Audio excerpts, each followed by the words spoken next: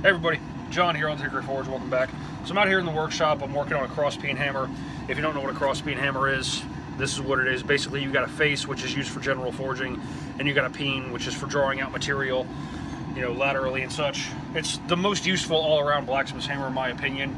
Everybody starts with a cross peen most of the time. But the one I'm working on now is going to be a 2.5 pounder. It's a custom order for a gentleman who's just getting into blacksmithing, and we talked about what would be the best hammer to start with, and in my opinion it's a cross peen. So that's what we're making. I got a billet of 2-inch round 1045 in the fire, just about ready to go, so stick around. So first thing I'm going to do is just take my piece of round and square it up just a little bit to get a flat surface to start my punch on. So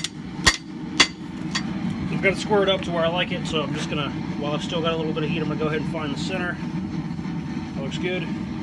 So, moving right along, punching this hole. I was watching Alex Steele the other day, who's a blacksmith over in the UK. He's a great hammer maker. But he was turning his billet with every strike, and he was cooling his punch off in melted beeswax, and supposedly that lubricated the punch. So I'm giving that a try to see if I feel like it really helps.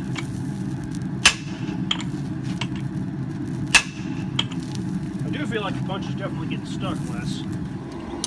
So I got my hole punched. The beeswax definitely helped, I think, so I'll be doing that in the future. There's my little plug. So next thing we're going to do is start drifting this eye and spreading these cheeks out. There we go, first go drifting the eye. Push that thing up over the hardy hole.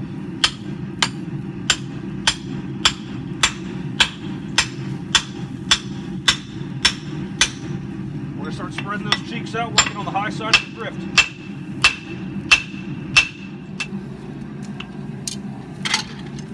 So at this point, it's really just a lot of back and forth between putting the drift in and working the cheeks a little bit.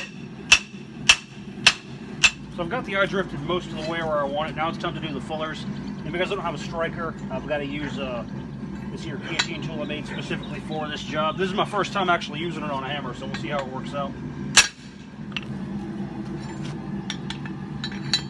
So as those fullers get deeper, make it easier and easier to follow. See what I got going? So now it's time to draw out the peen on this thing, so I'm going to take it to the horn of my anvil, use my rounding hammer.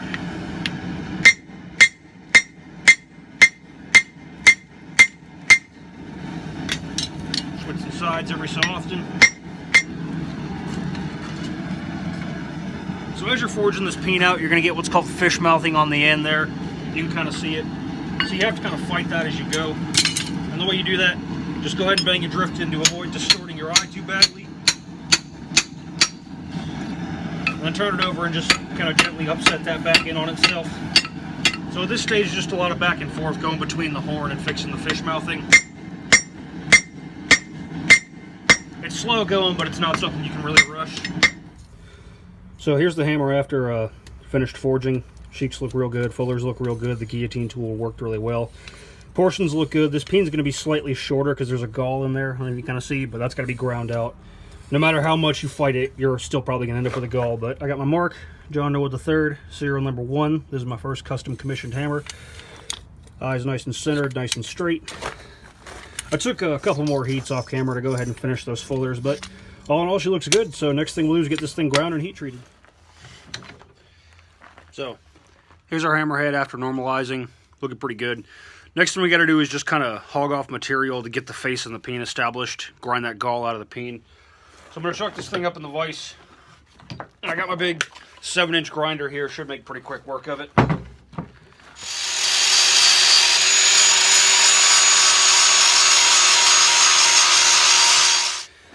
So I got my face and my peen roughed in. Now we're just going to take it to a good sharp 60 grit belt, get everything trued up. Then we'll take it to 120 and she'll be ready to heat treat.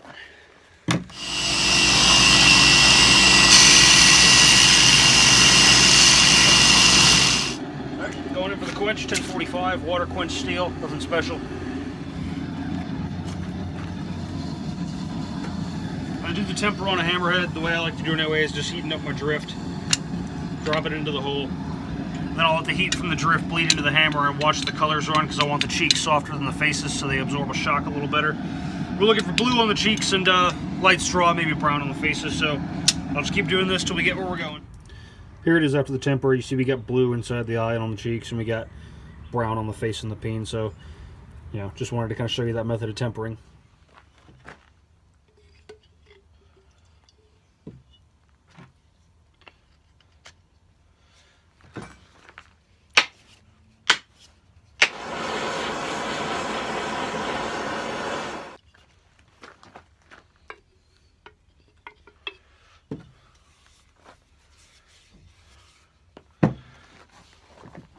So here it is all done. Came out right at 2.5 pounds, which is what I was going for. We got John Noah III, serial number 1.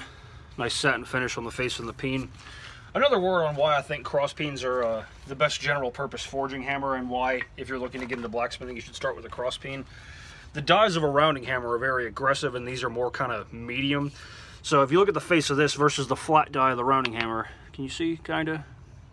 It's rounder than the flat die, but it's flatter than the round die, so it's kind of a nice happy medium. You can move some metal with it, but you can also planish smooth with it. And the peen is much more effective at drawing metal out a certain way, and also you can get into corners with it and stuff and make curves if you're making knife handles and things like that. So there it is. I gave the handle about 5 coats of linseed oil. Got my safety wedge in there. She hung up rock solid. So this, I'm gonna call this thing done, ready to be sent off to its new home. So anyway, thanks for watching. If you like what you saw, like, share, subscribe, all that jazz. Channel continues to grow. Please help it continue to do so. I appreciate y'all, and thank you again for your time.